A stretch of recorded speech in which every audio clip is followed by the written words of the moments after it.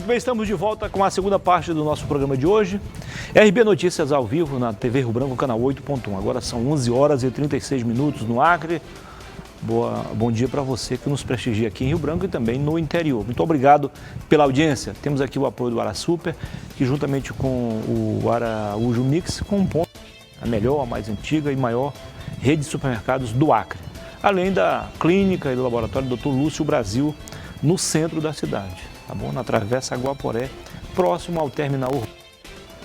Eu tenho o prazer de conversar agora, depois de mais de 2 anos, com a doutora Savana Carvalho, superintendente da RB Trans. Seja bem-vinda, doutora. Bom dia. Bom dia, obrigada. A senhora já está em clima de Réveillon, né? Estou na paz. Na paz, Tô na paz. Na pureza, né? Legal. Prazer recebê-lo aqui mais uma vez. Muito obrigada pelo convite, pela oportunidade de estar prestando informações para a nossa população. Doutora, como muita gente já sabe, há um programa, eu digo um programa econômico e social ao mesmo tempo, desenvolvido pela Prefeitura de Rio Branco, que acaba subsidiando o transporte coletivo para cerca de 60 mil estudantes.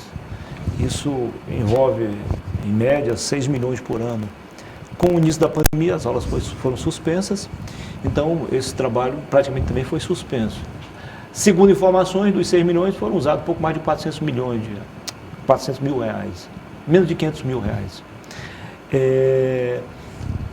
Isso, evidentemente, que beneficiou economicamente a prefeitura. O que tem sido feito com esse dinheiro, digamos assim, que está em tese sobrando? Então, nós fomos surpreendidos esse ano com a pandemia, né? Toda a população do estado do Acre, a população de Rio Branco, do Brasil, o mundo inteiro está passando por isso. Com o município de Rio Branco, ele tinha uma previsão orçamentária e financeira para esse aporte do subsídio do estudante. Como nós tivemos a queda de passageiros estudantes e as empresas têm a obrigação de prestar o serviço na cidade de Rio Branco, devido às concessões que foram concedidas pelo Poder Público em 2014, pelo período de 10 anos, quando foi aliviando e voltando à normalidade um pouco da pandemia ali, no meio do ano, em julho, nós percebemos que a grande falta e recolhimento que as empresas tinham feito do transporte dos carros em circulação na cidade, o que gerou uma vasta e grande insatisfação da população.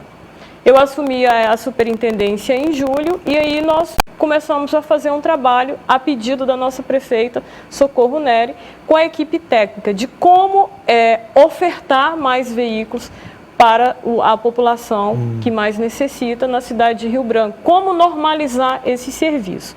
Como as empresas estavam sendo assistidas pelo aporte do governo federal para a folha de pagamento e começou uma conversa nacional de aporte financeiro para subsidiar o transporte coletivo nas capitais pelo governo federal, projeto esse que já foi aprovado na Câmara, no Senado, está aguardando só a sanção do presidente da República, que vai destinar para a cidade de Rio Branco aproximadamente 11 milhões para investimento no transporte coletivo. Ora, isso resolveria todo o problema que estávamos vivendo nesse momento da pandemia. Ocorre que as empresas elas têm uma concessão e essa concessão eles têm obrigação junto ao município. E a superintendência e a prefeitura fez o quê? Pedimos que eles cumprissem. Fomos aumentando a frota, sendo que a pandemia não acabou, as aulas não retornaram e nós começamos um trabalho junto com o Ministério Público, com o Ministério Público de Contas, com o Tribunal de Contas do Estado, em criar uma nova modalidade, porque a pandemia não finalizou, a população precisa ser transportada e com segurança para que colocássemos mais ônibus nas ruas, em circulação, para atender a população. E isso as empresas foram tirando os seus trabalhadores do benefício e pagando a folha, começaram a pagar a folha cheia.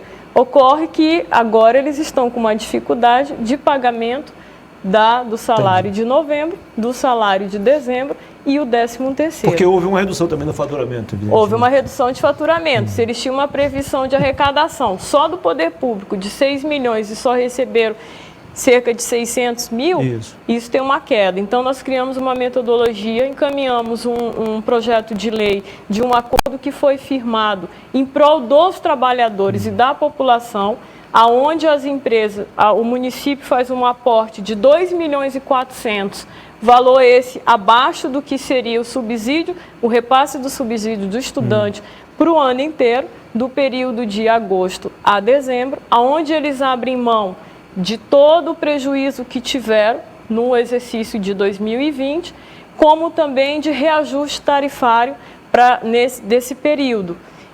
E, com isso, eles arcam todas as despesas com os trabalhadores, que são mais de 400 trabalhadores nessa área. Abri um parênteses aqui.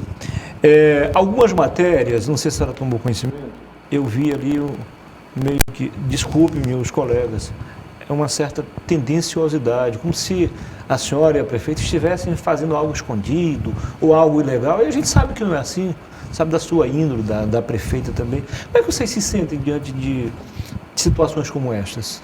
Muitas vezes a gente sente, dói uma dor na alma de que a técnica e a seriedade por um trabalho pelo benefício do coletivo, muitas vezes é barrado ou cria essa desconfiança por conta de uma política, né?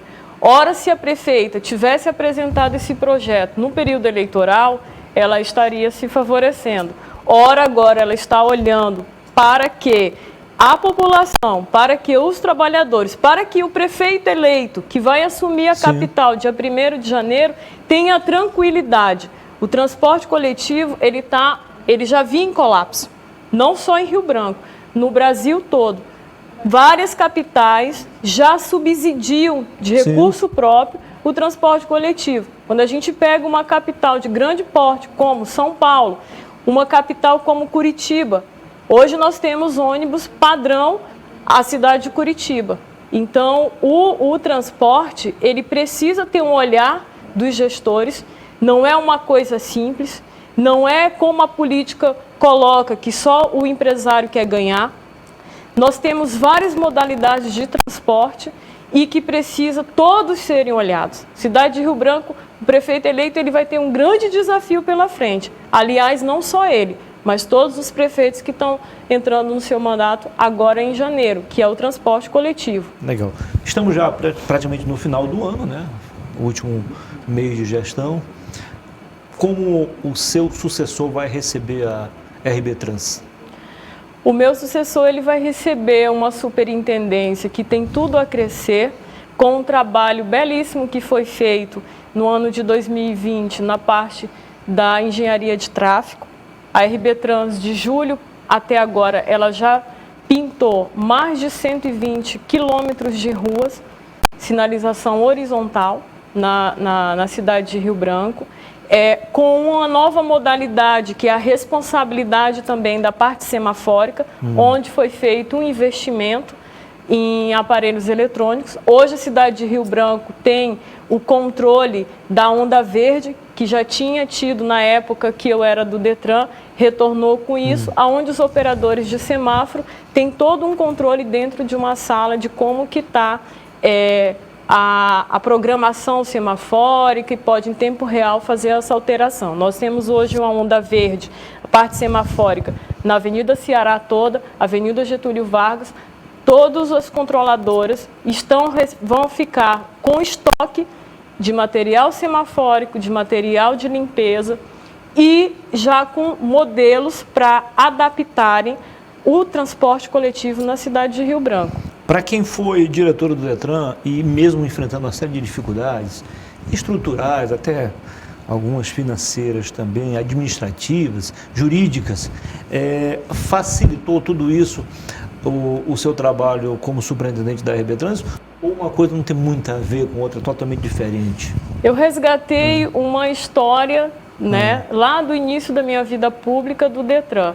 Então eu juntei a experiência do trânsito, a inovação do transporte, porque a superintendência do município, a diferença para o órgão do departamento estadual é o transporte, que nós não temos no estado. Isso. E a parte da gestão. Então, como eu sou uma operadora do direito, tenho gestão na parte de trânsito, especialidade na parte de trânsito, na parte de gestão administrativa, sempre fica mais fácil para a gente fazer um trabalho pela coletividade.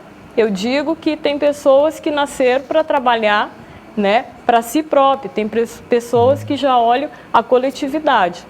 Eu tenho uma paixão pelo trânsito, tenho uma paixão em ajudar o estado este que meu pai escolheu de trazer nossa família, como também eu constituir minha família. Superintendente, exceto algumas ruas já mais relativamente antigas, como a Ceará, a Getúlio Vargas, a Rocha Viana, outras novas como a Via Verde, a Via Amadeu Barbosa, as outras ruas do Rio Branco são muito estreitas. E mesmo o poder público, no caso a RB Trânsito, tendo boa vontade, o próprio Detran, em melhorar o trânsito, melhora para um lado, piora para outros. Quando você melhora o fluxo para quem passa no bairro, prejudica quem mora no bairro. E vice-versa. É muito difícil essa engenharia de trânsito em Rio Branco, né? Precisa, na verdade, a nova gestão municipal, ele vai precisar fazer a contratação de e criar um novo plano de mobilidade urbana para a cidade de Rio Branco, fazer algumas adaptações de revis na cidade de Rio Branco para trazer uma maior fluidez para o trânsito, o investimento também na parte do transporte coletivo, porque, ora, quantas pessoas trafegam dentro de um ônibus e o veículo particular. Então, as modalidades do transporte, a inovação que a prefeita Socorro Nery trouxe nesses 2 anos de gestão dela, que foi a instalação das troncais, a exemplo do que foi feito na troncal do Tucumã e esse ano, agora em outubro, na troncal do Adalberto Senna, onde nós temos ônibus de maior porte trazendo a população bairro-centro, onde diminui a circulação de veículos circulando, porque é um apenas que vem, que faz, aí os bairros no entorno faz aquela junção. Então, os ônibus, eles ficam circulando entre bairro terminal, na parte alta da cidade, e um ônibus apenas desce a cada meia hora, um ônibus de grande porte, que são os biarticulados e o articulado, para a área central. Isso ajuda no trânsito. Então, o gestor ele vai ter que ter um olhar tanto para a engenharia de tráfego, para o trânsito, para a educação para o trânsito, que precisa se fortalecer isso também, para que tenha uma mobilidade melhor na cidade e principalmente pensando no transporte. O sucessor, juntamente com o próprio prefeito, vão precisar estimular as pessoas a andarem nos transportes coletivos. É a única saída. Nós já temos aí alternativas boas em 2 áreas da cidade implantadas e vem a conquista.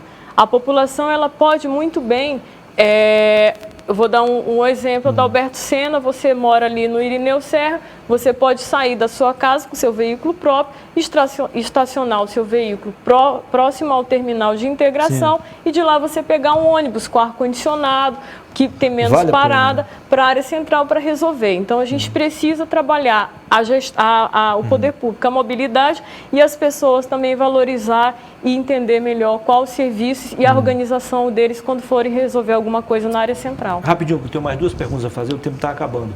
Como é que ficou a questão lá do projeto de lei de iniciativa da própria prefeitura, dos mototaxistas, do taxímetro digital, que estão fazendo uma confusão danada, mas na verdade, projeto de iniciativa da própria prefeitura. Como é que o prefeito não vai sancionar? Nós sancionamos hoje pela manhã, né?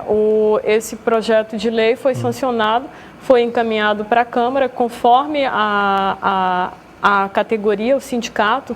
Foi uma pressão desnecessária, então? Foi uma pressão desnecessária que está sendo contemplado com a sanção da lei, que vai ser publicada amanhã. Tá, eu quero a sua opinião, eu sei que não é ainda algo concreto, é um projeto ainda, mas é importante a opinião de uma autoridade do trânsito. A gente percebe ali no final da tarde, início da noite, na Nova Avenida Ceará, complicada a situação ali, porque tem 4 faculdades, 3 particulares e a federal. Fica humanamente impossível você organizar um negócio daquele ali. O governo acena com a possibilidade da construção de um viaduto ali naquela região. Você acha que pode corresponder à expectativa ou não vai ajudar praticamente em quase nada? Ajuda sim, porque nós temos alguns gargalos, né? Hoje a Via Verde não é mais, era a estrada, hoje ela já tem um tráfego bem pesado. Então, ali um viaduto no cruzamento da Ceará, ali na Agroboi, eu acho que na João 23 ajudaria muito também, como também pensar em algo ali nas proximidades da ABB. Legal. É um grande desafio também para o prefeito e o governador fazer em conjunto, seria o binário também da Ceará com a Isaura Parente, que ia ajudar muito na trafegabilidade por ali. O mesmo poderia acontecer também aqui no centro, Getúlio Vargas com a Ceará. Ali já foi lançado pelo governo do estado, isso, né, em legal. parceria com o município. Foi um prazer recebê-lo aqui. Querendo acrescentar algo surpreendente, fique à vontade. Muito obrigada pela oportunidade. Eu só venho a explicar da vontade de fazer que a Prefeitura está tendo no momento um olhar especial para o transporte coletivo, que os membros da Casa Legislativa entendam da importância que é esse projeto de lei para os trabalhadores do transporte. Sucesso para a senhora. Foi um Obrigada. prazer. Registramos aqui a presença da jornalista Janice Dantas, assessora de imprensa da RB Trans, filha de um amigo nosso que tombou há alguns dias atrás, José Dantas, andiraense também, como o meu pai, que também nos deixou em março desse ano. Depois do intervalo, eu volto para conversar com Antônio Macedo e Stalin Mello, eles que vão comandar a TV e o jornal. Até já.